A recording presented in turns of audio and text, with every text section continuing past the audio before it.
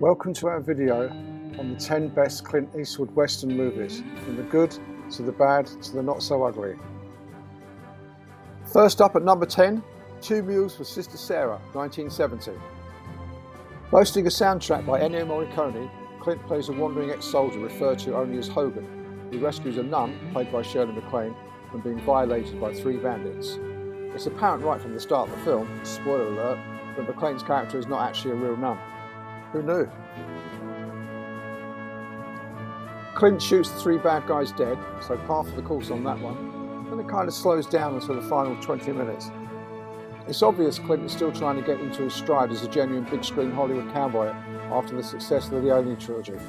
So it's probably best to put this one down to a learning experience and leave it at that. Next on our list, Pale Rider, 1985. Clint plays a character called the Preacher, who is seemingly able to disappear into thin air whenever the mood takes him.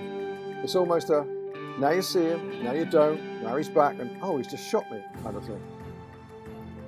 It's land grab time again down in the valley, and it's a fight over gold rather than just the land itself. Villain Coy LaHood, played by Richard Dysart, gives Preacher Boy 24 hours to leave, otherwise he's going to get his boys to ride him out in the canyon. Fool! Doesn't he know anything? You don't give Clint an ultimatum and expect to make it to your next birthday. Number 8, Hang 'em High, 1968.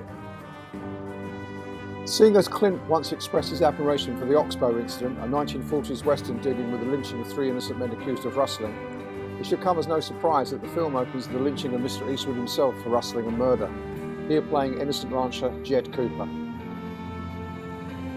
As the blurb on the poster declared, they made two mistakes. They hanged the wrong man, and they didn't finish the job. If they only knew.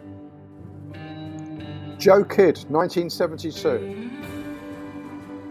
Teaming up with the veteran Western director John Sturges, Clint stars as an out-of-work bounty hunter turned town drunk, who finds himself embroiled in a dispute between land-grabbing Frank Harlan, played by Robert Duvall, and the Mexican revolutionary Louis Sharma, played by John Saxon. After ramming a locomotive through the wall of a saloon, Clint polishes off Harlan's men in deadly, quick-fire, man-with-no-name style. He then puts pay to Harlan's real estate development plans by plugging him as well, before handing Sharma over to the sheriff. He then rides off with Sharma's girlfriend Helen, played by Stella Garcia.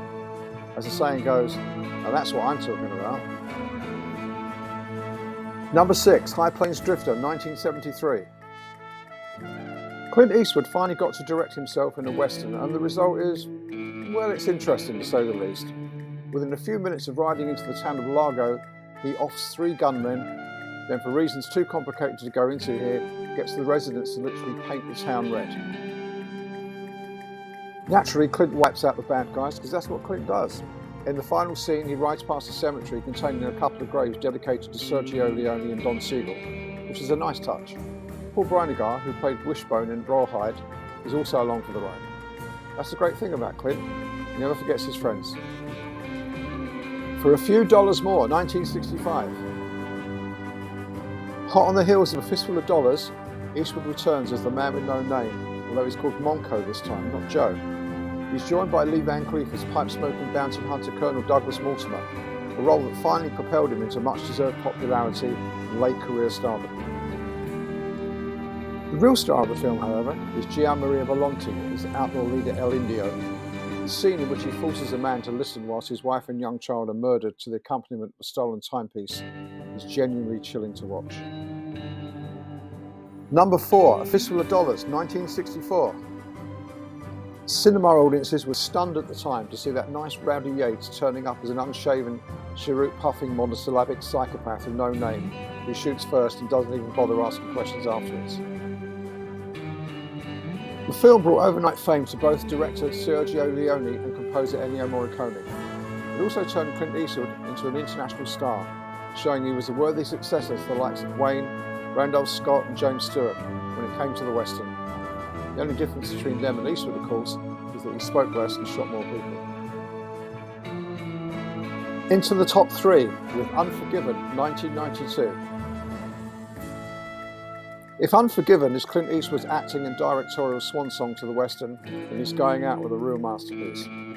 Eastwood as killer William Money surrounds himself with a whole raft of excellent character actors, most notably Gene Hackman as the no-nonsense Sheriff Little Bill Daggett, Richard Harris as notorious gunfighter English Bob, and Morgan Freeman as doomed ex-gunfighter Ned Logan. This is a superb western with a great script, wonderful location shooting in Alberta, Canada, and a beautiful theme tune composed by Eastwood himself.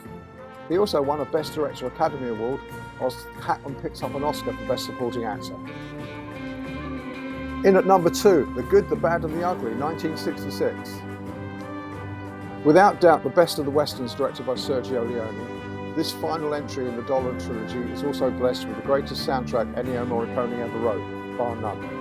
As with the other Dollar films, the main characters double-cross each other over and over again, this time in a search for gold.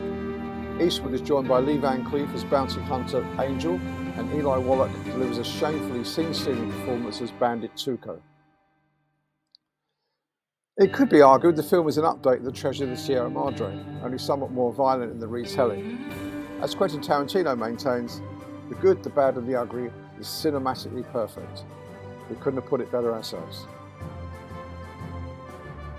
And finally, at number 1, The Outlaw Josey Wales, 1976. Directed by Clint, this is his finest western to date.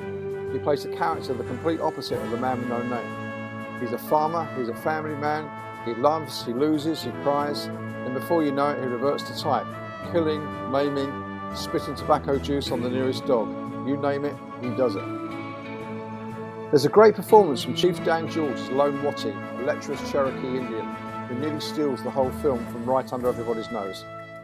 The Outlaw Josey Wales should be near the top of everyone's list of great Hollywood westerns. Clint even gets to ride off into the sunset at the end. How good is that? We hope you liked our video on the top 10 Clint Eastwood western movies. If so, please like and subscribe.